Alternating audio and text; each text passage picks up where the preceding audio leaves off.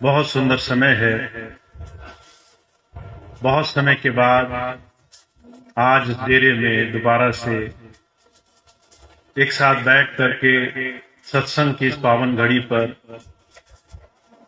हम अपने गुरु को याद कर रहे हैं। अपने गुरु की शिक्षाओं को अपने जीवन में उतारने के लिए, उस पर आचरण करने के लिए संत मत परमार्थ के रास्ते पर हम कैसे चल सकें, कैसे अपने जीवन को गुरु के वचनों में पूरी तरह से सार्थक कर सकें, ऐसे बड़े सुंदर समय का लाभ उठाने के लिए यहां बैठे हैं। सत्संग कुछ और नहीं होता है, सिर्फ गुरु के वचनों को जीवन में धार लेना होता है।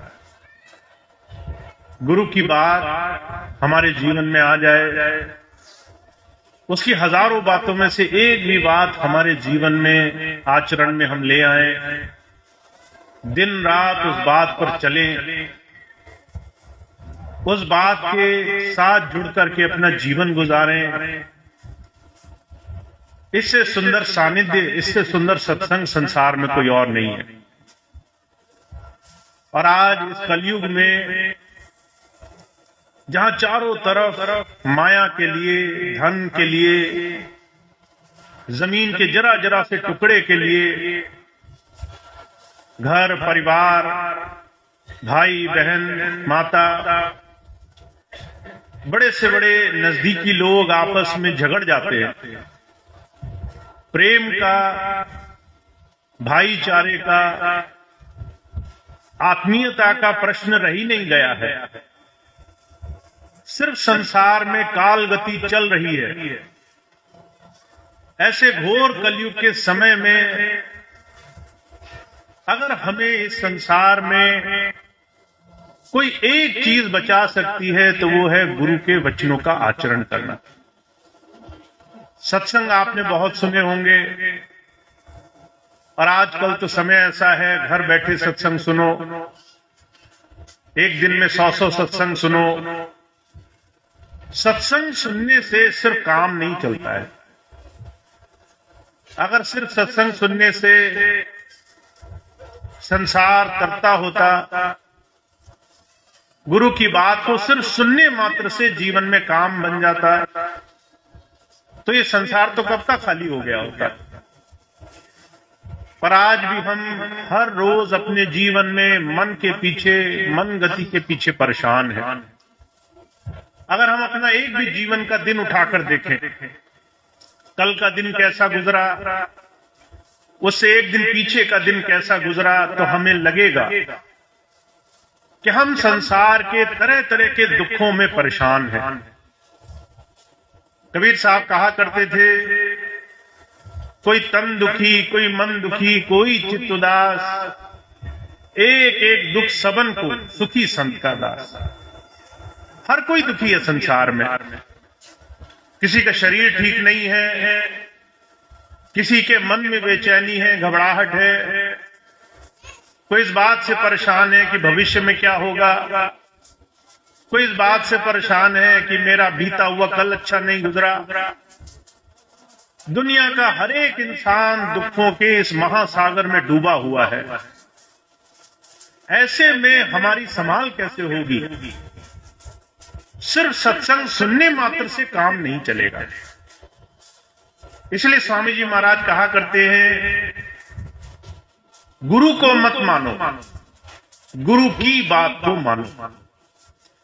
संतों को सिर्फ मत्था मत टिकाओ, सिर्फ उनके पैरों में मत झुक जाओ, सिर्फ उनकी तस्वीर मत रखो, सिर्फ उनके आगे दीपक मत जलाओ। उनकी एक बात जो तुम्हें आज तक अच्छी लगी हो, उसका जीवन में अनुसरण करो। तो आज हम किसी एक बात का संकल्प लेकर उठेंगे। हुजूर कहा करते थे, हमारे जीवन में महापुरुषों के वचनों से एक बड़ा भारी परिवर्तन हमारे जीवन काल में आ जाता है। स्वामी जी अक्सर एक मिसाल फरमाया करते थे, एक चोर था, सारा जीवन चोरी करी, जब वो बुढ़ापे में आ गया, मरने लगा, तो अपने बच्चे को बोला, मैं तुझे एक ही तालीम देकर जाता हूं, जीवन में कभी किसी सत्संग में मत चले जाना, किसी महात्मा की वाणी कान में न पड़ने देना। अब ये बात बोली, लड़के ने पिताजी की बात गांठ में बांध ली। सारा जीवन चोरी चकारी बदमाशी करते गुजरा। एक दिन चोरी करके भाग रहा था, पुलिस वाले पीछे पड़ गए। छुपते छुपाते एक जगह घुसा तो वहां पर एक सत्संग का आयोजन था। महापुरुष ऐसे ही बैठे थे, संगत बैठी थी, सत्संग की चर्चा हो रही थी। चुपचाप आया, पीछे संगत में बैठ गया कि किसी तरह से बचाव हो जाए। इतनी देर में उसके कान में एक वचन पड़े कि देवी देवताओं की छाया नहीं होती, उनकी जो है परछाई नहीं होती। अगर कोई ये समझता है कि वो स्थूल है, शरीर में है, तो वो झूठ है। जैसे उस चोर को एहसास हुआ कि मैं तो सत्संग में पहुंच गया, पिताजी ने तो मना किया था, तो घबरा करके वहां उठा, बाहर गया। बाहर निकलते निकलते पकड़ा गया। अब पुलिस वाले पकड़ ले गए, उसको लेकर गए दरबार में। चोर है, इसके तो हाथ पैर काटे जाएंगे, मौत की सजा मिलेगी। तो दरबार में कानून था कि चोर अगर चोरी कबूल करे तभी सजा दे सकते हैं। अब उसको पकड़ कर ले गए। ले जा करके उसको बहुत डराया, बहुत उसको अलग अलग तरह से प्रताड़ना दी। उसने अपनी गलती स्वीकार नहीं करी। आखिर में एक छलिया था, कहने लगा मैं इसके सच कबूलवा लूंगा। रात हुई, देवी का स्वरूप बना करके वो उसके जेल खाने में गया और जा करके स्वांग रचा। कहने लगा मैं देवी हूं, अगर तू मेरी बात मान करके सच बोल दे तो मैं तेरी रक्षा करूंगी। अब चोर था, विश्वास बड़ा था पूजा पाठ में। कहने लगा देवी आइए, ये तो रक्षा करेगी।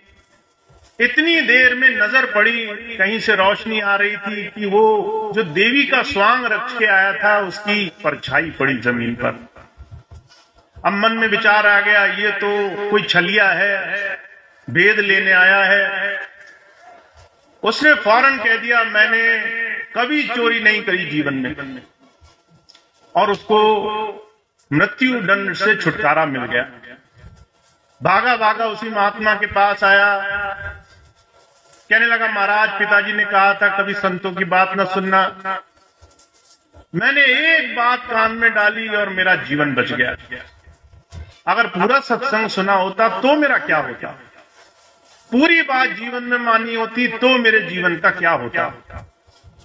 तो हुजूर कहा करते थे, संतों की बात में, महापुरुषों के वचनों में जीवन को तारने का साधन होता है, पर सिर्फ उस बात में जिसको हम जीवन में धारण कर लेते हैं। और हमारे स्वामी जी महाराज कहा करते हैं, संतों की हजारों लाखों बातों में उसकी एक छोटी सी बात भी अगर हमारे आचरण में आती हो तो हमारे जीवन में वो बदलाव करने के लिए काफी होती है। मुझे कई बार लोग मिलते हैं। एक बार एक व्यक्ति मुझे मिले, आकर कहने लगे, उन दिनों स्वामी जी ने बहुत सारे चुनाव के लिए अलग अलग तरीके के सेवादारों को लगाया हुआ था कि जाओ क्षेत्र में चुनाव होने हैं, जाकर के मेरी तरफ से प्रचार करो। तो कुछ लोगों को ये बात गुरु आज्ञा लगी, कुछ लोगों को ये बात लगी कि ये भौतिकता और आध्यात्मिकता में क्या लेना देना है। एक आदमी बहुत नाराज होकर आश्रम पहुंचा, कहने लगा गुरुजी ने क्या काम शुरू कर दिया, कहां आध्यात्मिकता, कहां राजनीति। जब ये बात वहां वो बोल रहा था तो बहुत से लोगों ने समझाया, गुरु सिर्फ संसार में आंखें मूंद करके साधना कराने के लिए नहीं आता। हमारा पूरा जीवन, शरीर, सांसें, एक एक क्षण हमारे जीवन में उस सच्चे काम को करने के लिए है। उस प्रभु को अपने जीवन में कैसे हम पाए, उसके लिए हमें सिर्फ आंखें मूंद कर साधना नहीं करनी होती। उसके लिए हमें तन मन धन से, स्थूल शरीर से, सूक्ष्म शरीर से, मन से, हर तरीके से जीवन में एक सुधार लाने की आवश्यकता होती है। कैसे हम गुरु के वचनों को जीवन में उतार पाएंगे? हमारे जीवन का हर एक अंग गुरु की आज्ञा हम जीवन में उतार पाते हैं, नहीं उतार पाते, इसका उदाहरण बन जाता है। और स्वामी जी महाराज इस बात को कई बार कहा करते थे। आपकी पूरी दिनचर्या में सुबह से लेकर शाम तक अगर हिसाब लगाओ कितनी देर हम गुरु भक्ति में लगते होंगे। कोई आदमी 5 मिनट गुजारता है, कोई 10 मिनट, कोई आधा घंटा, पर बाकी का दिन मन के पीछे भागता है। वो मन की गति का सुधार तभी हो सकता है जब हम गुरु को अपने जीवन का आधार मान लें और अपने पूरे दिनचर्या में गुरु के वचनों को आधार मान करके आचरण करना शुरू करें। तो जो क्या कहते हैं, हमारे और आपके जीवन में गुरु की कौन सी बात से हमारे जीवन में उद्धार होना है? तो ऐसी बहुत सारी बातों में से मैं एक छोटी सी बात आपके सामने रखता हूं। कई बार आपने बात सुनी होगी, का संत मिलन को जाइए तज माया अभिमान, जो जो पग आगे बढ़े कोटन यज्ञ समान। संतों महापुरुषों के सत्संग में जाओ, उनके नजदीक जाओ, जिस दिन उनके दर्शन करने जाओ, जिस दिन उनके सानिध्य में बैठने जाओ, तो कहा तज माया अभिमान। वहां जब जाओ तो माया और अभिमान को पीछे छोड़कर जाओ, तो तुम्हारा उनके पास जाने का फायदा होगा। तो हम इस बात को कैसे जीवन में धारण कर सकते हैं? गुरु के सत्संग में जाएं तो माया और अभिमान को कैसे पीछे छोड़कर जाएं हम? कैसे हम गुरु की आज्ञा में इस तरह से लगे कि समर्पित हो सकें, हम शरणागत हो सकें, इस मन के हजार उछल कूद को पीछे छोड़ करके उसकी बात को मानने वाले बन सकें। तो जो कहते हैं इस चीज के लिए आपको हर दिन संकल्प उठाना पड़ेगा, हर दिन आपको अपने जीवन में एक व्रत धारण करना पड़ेगा। अभी नवरात्रि चल रही है। इस नवरात्रि के बड़े सुंदर अवसर पर बहुत से लोग जीवन में सुख शांति के लिए व्रत उपवास का संकल्प रखते हैं कि हमारे जीवन से बुराई निकले, हमारे जीवन से अनिष्ट निकले, हमारे जीवन से जितने भी हमारे पाप कर्मों का बोझ है वो निकले, हमारे जीवन में सुख शांति समृद्धि आए, अंधकार दूर हो, प्रकाश हो। हमारे जीवन में जो जो भी संसार की बुराई हो उसका कैसे भी नाश हो जाए, उसके लिए हम प्रार्थना करते हैं। चाहे हम देवी के सामने, चाहे हम परमात्मा को इष्ट रूप मान करके किसी भी रूप में प्रार्थना करते हो। पर जो कहा करते थे, हमारे सनातन धर्म में हर एक रीत रिवाज के पीछे, हर एक पूजा पाठ के पीछे एक बड़ा सुंदर आदर्श छुपाया गया। आप व्रत रखो तो किसी एक प्रार्थना को पूरा करने के लिए संकल्प मान करके। अब आपने व्रत रखा कि मैं चाहता हूं मेरे जीवन में समृद्धि आए, सब सुखी रहे, और सबके सुखी रहने के लिए मैं व्रत रख रहा हूं। आज मैं कुछ नहीं खाऊंगा, आज मैं कुछ नहीं पीऊंगा, ऐसा व्रत मान करके हम पूरा दिन गुजारते हैं ताकि हमारी प्रार्थना फलीभूत हो। हम कुछ देते हैं ताकि हमें कुछ मिल सके। हमने अपने जीवन में से कुछ दिया जिससे हमारे जीवन में हमें कुछ प्राप्त हो।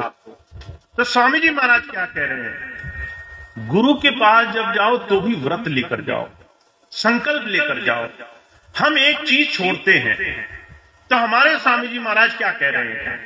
माया और अभिमान को तजना है। कैसे हम गुरु के पास शरणागत हो जाएं। अभी कुछ समय पहले की बात है, कुछ भाई मुझे मिले जब मैं पिछले 1-1.5 साल पहले आया। मैंने एक सभा बुलाई, बहुत से लोगों को बुलाकर कहा, मैंने कहा बहुत समय हो गया सेवा से हम दूर रहे। 10 साल बहुत लंबा समय होता है। तरह तरह के साधनों में जगह जगह हमने धक्के खाए।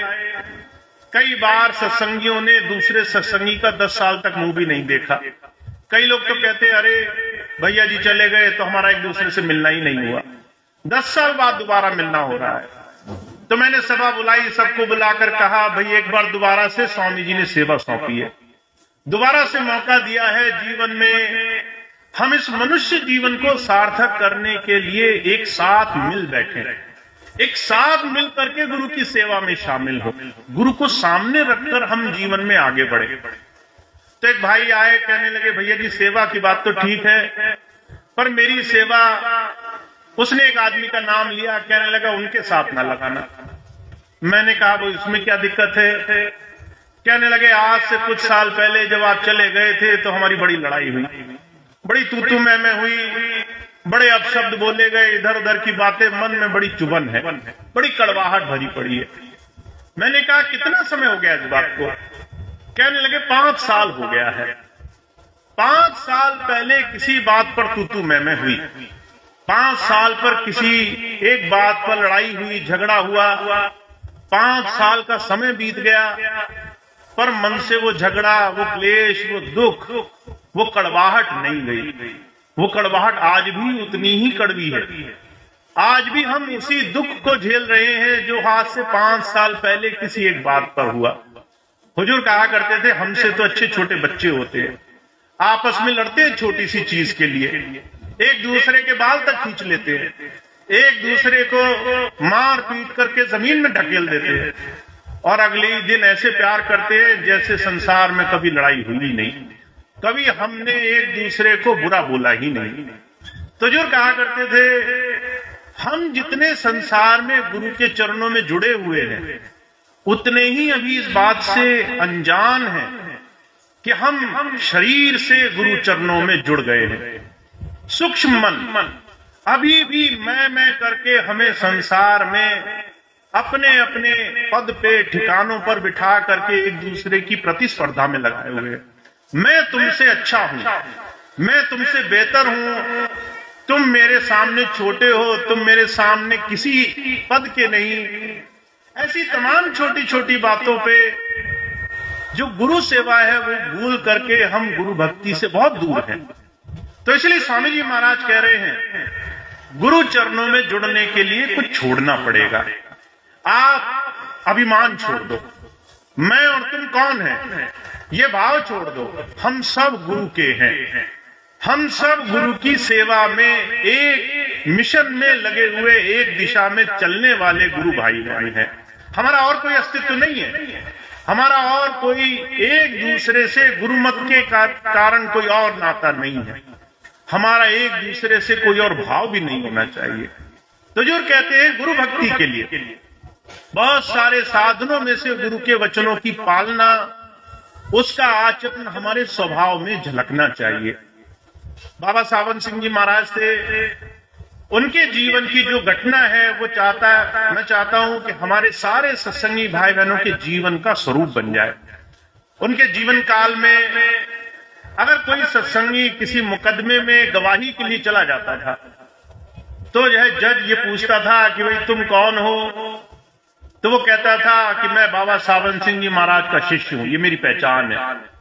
और बाबा सावन सिंह जी महाराज का नाम सुनते ही उस सत्संगी की गवाही सनद हो जाती थी, तुमने जो बोला वो सच होगा क्योंकि तुम्हारा गुरु बाबा सावन सिंह जी महाराज है। गुरु के नाम से शिष्य के नाम की और शिष्य के आचरण से गुरु की क्या पहचान है, इसकी संसार में इससे सुंदर किसी ने गवाही नहीं पेश की होगी। हम आज जिस गुरु को मानने वाले हैं, जिस गुरु से हम परमार्थ के पद पर लगे हैं, इससे कम में हमारा भला भी नहीं होगा जब तक लोग हमारे आचरण से हमारे गुरु की तारीफ करें, जब तक लोग हमारे स्वभाव से, हमारे व्यक्तित्व से, हमारे एक दूसरे से किए जाने वाले व्यवहार से हमारे गुरु को पहचान लें कि ये कोई साधारण व्यक्ति नहीं है, ये एक ऐसे गुरु का शिष्य है, ये एक ऐसे गुरु को मानने वाला है जिसने इसके जीवन में ऐसे सुंदर शुभ कर्म, ऐसी अच्छाइयां, ऐसी नेक बात भरी है, ये जीवन में मिसाल है।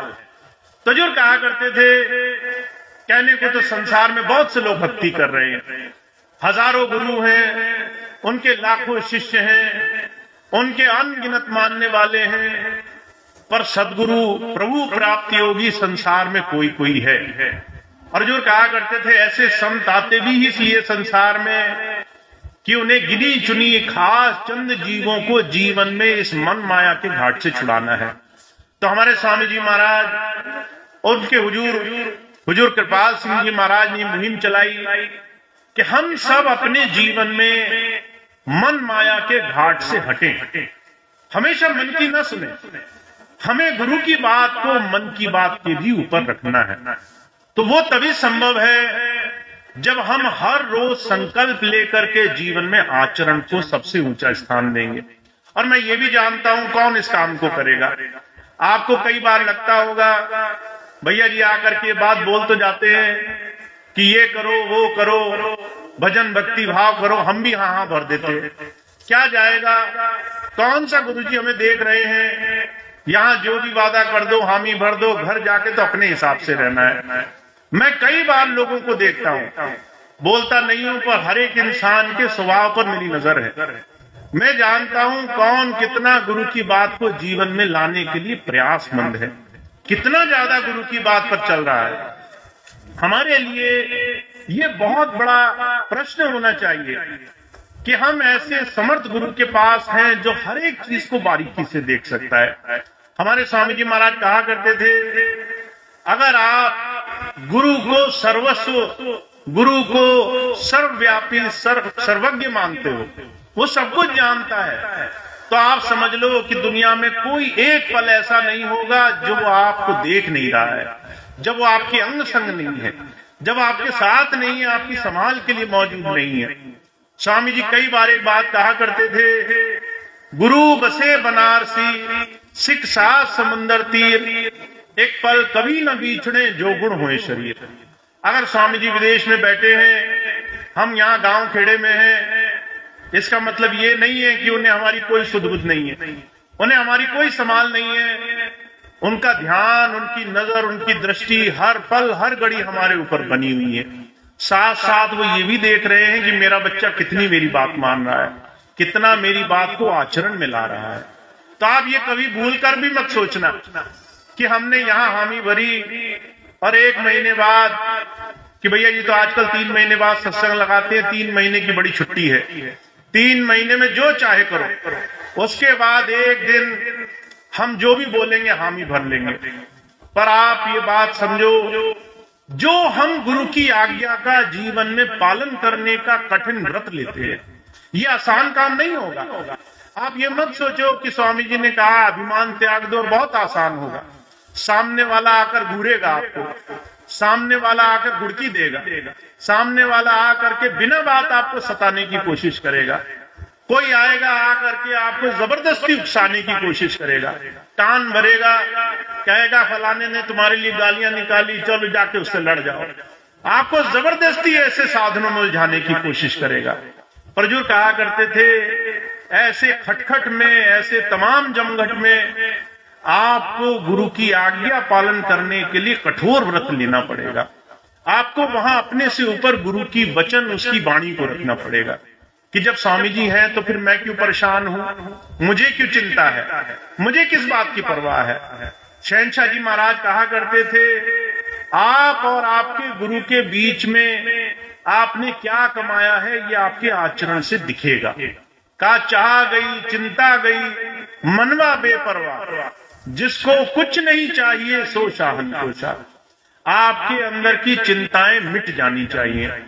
अगर कोई आपको कहे कि आपके घर में तो बहुत तकलीफ है, रोग आपका पीछा ही नहीं छोड़ रहे, कैसे गुरु के शिष्य हो, तुम्हारे गुरुजी क्या कर रहे हैं, तो आपको अंदर दृढ़ विश्वास होना चाहिए कि मेरा गुरु सब जानता है। अगर जीवन में कुछ जरूरी है तो वो घटना, उस कर्म का यही भुगतान होना भी जरूरी है।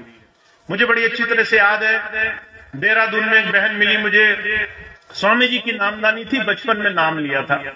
जब बड़ी हुई, शादी हुई, तो दूसरे मत के सत्संगियों में शादी हो गई। उसके ससुराल वाले किसी दूसरे गुरु परंपरा को मानने वाले थे। अब जब घर में विपत्ति आई तो आदमी जब बेचैन होता है और अगर पक्का नहीं होता तो तरह तरह से झटके खाता है, 10 जगह भागता है। अब ससुराल वाले थे, नाम तो लिया था किसी गुरु से, पर जब विपत्ति आई तो तरह तरह के लोगों ने बात बोली तो वो भी भरमाने लगे। किसी ने कहा तुम पूजा नहीं करते इसलिए घर में संकट है, तो खुद भी पूजा करी, अपनी बहू को भी दबाव डाला कि पूजा करो। फिर किसी ने कहा ये पूजा से कुछ नहीं होता है, तीर्थ यात्रा जाना पड़ता है, तो तीर्थ यात्रा पे ले गए। फिर किसी ने कहा 16 सोमवार करने पड़ते हैं, फिर किसी ने कहा ताबीज बांधना पड़ता है, फिर किसी ने कहा ये करना पड़ता है। हजारों पूजाएं शुरू हो गई। वो बेटी आई देहरादून में सत्संग हुआ, आकर कहने लगी भैया जी मेरे ससुराल वाले नाम के सत्संगी हैं, सत्संग तो ले लिया पर जो है मन में भय इतना, अपने गुरु पे क्षण भर विश्वास नहीं है, और स्थिति ये है कि अनगिनत पूजा पाठ में डर के मारे भागते रहते हैं। मैं बस आपका नाम ले लेती हूँ, जब वो मुझे कहते हैं ये पूजा करो तो मैं तो अंदर स्वामी जी का नाम ले करके बैठ जाती हूँ कि स्वामी जी अपनी इच्छा से मैंने ये नहीं किया, मैं अपने दबाव से अपने मन से नहीं कर रही हूँ, और मेरे अंदर पूर्ण विश्वास है अगर जीवन में कुछ भी अच्छा होगा तो आप ही की दया से होगा। तो ऐसा विश्वास गुरु के प्रेमी को हो जाता है। तो आप और हम ऐसे पूर्ण गुरु के शिष्य हैं, हमारा दृढ़ विश्वास होना चाहिए, हमारा गुरु की बात को जीवन में धारण करने का संकल्प होना चाहिए। तो आज एक संकल्प लो कि हमें एक दूसरे की पुरानी सारी बातें भूल करके प्रेम से एक दूसरे के साथ गुरु सेवा में लगना है। मैं ये बात आपको बार बार कहता हूँ, बहुत से लोग मेरे पास आते हैं, बार बार मुझे भी भड़काने की कोशिश करते हैं, कहते भैया जी आप इस आदमी को लेकर घूम रहे हो, इसने आपके पोस्टर फाड़े थे, भैया जी आप इसको लेकर घूम रहे हो, इसने वहां आपके खिलाफ गालियां दी थी। मैं एक ही बात कहता हूँ, मैं कहता हूँ कि जब स्वामी जी ने मुझे दोबारा यहाँ भेजा तो स्वामी जी ये नहीं कहा कि जा करके सबको गाजर मूली की तरह काट देना, उन्होंने कहा सबको क्षमा कर देना और सबके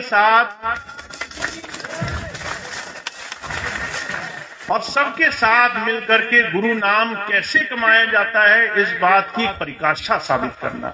दुनिया में इस कलयुग में जहां भाई भाई का विश्वास नहीं कर पा रहा है, वहां एक सत्संगियों का ऐसा समूह हो, प्रेम का, भाईचारे का एक ऐसा उदाहरण हो कि लोग दूर से देखकर कहें कि ये पूर्ण गुरु का शिष्य है, और ये अपने जीवन में जो एक बात ठान लेता है फिर उससे पीछे नहीं हटता। तो बहुत बड़ा संकल्प है मेरा, पर मैं जानता हूं कि आप सबके बगैर ये मेरा पूरा नहीं होगा। आप सबकी मन में दृढ़ इच्छा शक्ति के बगैर, गुरु सेवा में अपने आप को लगाए बगैर मेरा भी ये संकल्प पूरा नहीं होगा। तो आपको आज एक संकल्प उठाना है कि हम जो कबीर साहब कह रहे हैं कि भाई अपने माया अभिमान को तज करके गुरु के शरणागत हो जाओ, गुरु की सेवा में लगो। तो ये मत देखो कि पहले किसी ने क्या किया, कौन कितना हमारा विरोधी था, किसने कितने हमें घूर कर देखा, गालियां निकाली। फिर से एक बार सेवा में लगो, दूसरे को क्षमा करो, दूसरे को गले लगाओ, एक बार फिर से गुरु भाई के नाते जीवन में आगे बढ़ो। और अगर आपने ये बात नहीं की तो मैं जानता हूं आपको इसका बड़ा नुकसान उठाना पड़ेगा। आप जितने समय तक इस चीज को टालोगे, जितनी देर तक इस सच्चाई को स्वीकार नहीं करोगे कि हम गुरु के हैं, संसार में हमारा एक दूसरे से जो भी छलावा है वो बस कुछ देर का है, समय गुजरेगा, एक मौका हाथ से निकलेगा, काल की आंधी आएगी, हमारे तरह तरह के जितने भी दावे हैं वो झूठे हो जाएंगे।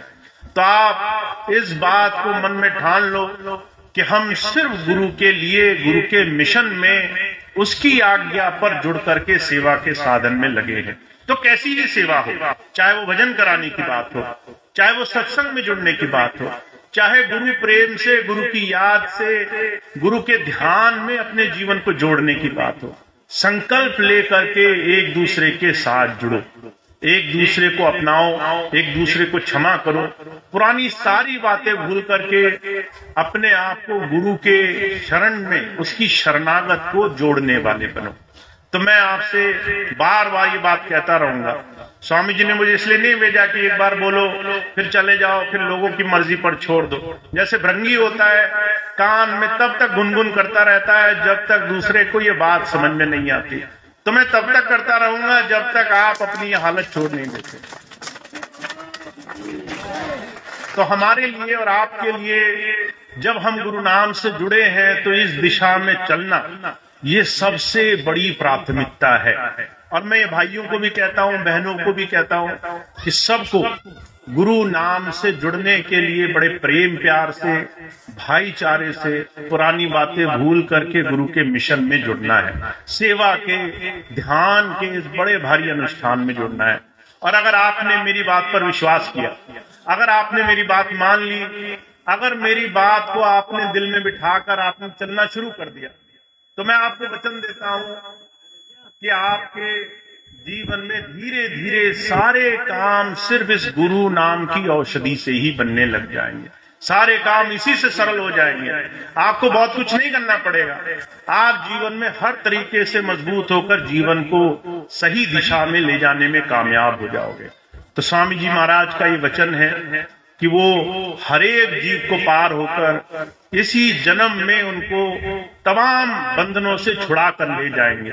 और इसके लिए 10 साल में आई जो भी विकृतियां हैं उसको दूर करना ये हमारा संकल्प होना चाहिए कि हम स्वामी जी के इस मिशन में उनके साथ जुड़े, उनकी सेवा में पूरे तनमन धन से लग जाएं, जिससे हम सब एक मिसाल बने दुनिया के सामने कि पूर्ण गुरु का शिष्य कैसा हो सकता है। तो अपने आचरण को सुधारना है, अपने ऊपर थोड़ा सा ध्यान देना है, अपने आप को तमाम जो भी मन में गलत विचार आते हैं उसका दमन करके गुरु की याद, गुरु के सिमरन, उसके ध्यान को पक्का करना है। और अगर आपने ये किया तो आप बहुत जल्दी गुरु के सेवा के बहुत प्रमुख, बहुत ही मजबूत स्तंभ बन जाएंगे। जहां लोग दूर से देखकर कहेंगे फलाने गांव में, फलाने स्थान पर एक सत्संगी ऐसा भी है जो है अंगद के पांव की तरह टिका हुआ है, जिसके विश्वास में कोई भी एक जरा सी भी हेर फेर नहीं ला सकता है। तो ऐसे विश्वास को हमें बनाना है, ऐसे गुरु प्रेम को हमें बनाना है, उसके लिए संकल्प लेना है। मैं आपके साथ हूँ, आप पूरे मन से इस दिशा में लगे रहो, ऐसा मेरा विश्वास है। आज बहुत समय के बाद बल्ली का दोबारा से सत्संग हुआ। सभी भाई बहन बहुत प्रेम भाव से आए, इतनी ज्यादा संख्या में यहाँ मौजूद हुए। मैं चाहता हूँ खूब खूब सत्संग से आप जुड़े, खूब खूब सेवा से जुड़े। जो भाई बहन हमारे बिछुड़ गए हैं, सोए हुए हैं, कहीं ना कहीं भ्रमित हैं, दुखी हैं, परेशान हैं, धीरे धीरे उनको भी सत्संग से जुड़ने का सौभाग्य मिले, फिर से स्वामी जी की सेवा में जुड़ने का मौका मिले। तो इसके लिए ज्यादा से ज्यादा सत्संग में लगे रहें, ज्यादा से ज्यादा प्रेम भाव को, गुरु चर्चा को अपनी चर्चा का केंद्र बनाएं, ज्यादा से ज्यादा बुराई को छोड़ते चले। तो ये स्वामी जी की कुछ बात थी जो आपकी सेवा में रखी। अब इतनी बात कह के मैं अपनी बात समाप्त करूंगा। एक प्रार्थना हम सब बोलेंगे, उसके बाद आज का सत्संग कार्यक्रम समाप्त होगा। एक दो सूचनाएं हैं, एक दो सूचनाएं हैं, मैं आपको बता देता हूं। आपके क्षेत्र में कुछ सत्संग लगे हैं। आज बल्ली का सत्संग है, नवरात्रि का आखिरी दिन है, कल दशहरा होगा। दशहरे के दिन हालांकि सत्संग कहीं नहीं लगा है, क्योंकि बहुत से भाई बहन दशहरा करते हैं। मैंने बहुत से भाई बहनों को कहा, पर सब कहने लगे दशहरा मनाएंगे हम। तो चलिए, आपका दशहरा शुभ हो, खूब खूब आनंद से आप कल दशहरा मनाएं। 25 तारीख से फिर से सत्संग कार्यक्रम शुरू होंगे। 25 तारीख को बंडा के पास सिसौरी एक स्थान है, वहां पर सत्संग का कार्यक्रम है। जो भी भाई बहन पीलीभीत से थोड़ा आगे है, जो भी भाई बहन उधर किसी को जानते हो, किसी को संपर्क करना चाहे, उन्हें बताना चाहे सिसौरी वहां सत्संग में जो जाना चाहे उसे बताएं। 25 तारीख को वो सत्संग है। 26 तारीख को पचपेड़ा में सत्संग लगा है। 14 साल के बाद वहां दोबारा से ये सत्संग का कार्यक्रम होगा। तो बहुत से भाई बहन बहुत उत्साहित हैं, बहुत मन से लगे हुए हैं। खूब संगत को वो आपको वहां पर आमंत्रित कर रहे हैं। पचपेड़ा जो भाई बहन जाना चाहें 26 तारीख को वहां जा सकते हैं। 27 तारीख को निगोही में सत्संग लगा है, वो भी पीलीभीत की ही तरफ होगा। सहदेवपुर में, जो बिलसंडा की तरफ निगोही है, सहदेवपुर दिलसंडा रोड पर। तो 27 तारीख को उधर सत्संग होगा। 28 तारीख को पीलीभीत आश्रम पूरनपुर रोड पर जो है वहां पर ये सत्संग अब स्थायी हो गया है। पीलीभीत डेरे का सत्संग हर महीने आखिरी शनिवार को हुआ करेगा, चाहे बाकी सत्संग कहीं भी हो बदल बदल के, पर पीलीभीत का सत्संग वो हर महीने आखिरी शनिवार को, और आखिरी रविवार का सत्संग मणिनाथ आश्रम बरेली पर होगा। तो जो भी भाई बहन वहां जाना चाहें वहां लाभ उठा सकते हैं। सोमवार को नवाबगंज के पास कटैया आत्माराम वहां पर सत्संग कार्यक्रम की व्यवस्था है। मंगलवार को 31 तारीख को सितारगंज में, हालांकि मैंने बहुत ज्यादा बोल दिया, हो सकता है आप पहले वाले सत्संग की तारीख ही भूल गए हो, पर जो है ये 5-6 दिन सत्संग लगे हैं। जहां जहां आपको ठीक लगे, जिसको चाहे आप उसको सूचना दे सकते हैं, वो इस सत्संग कार्यक्रम का लाभ उठा सकते हैं। अब आज का सत्संग कार्यक्रम समाप्त होगा।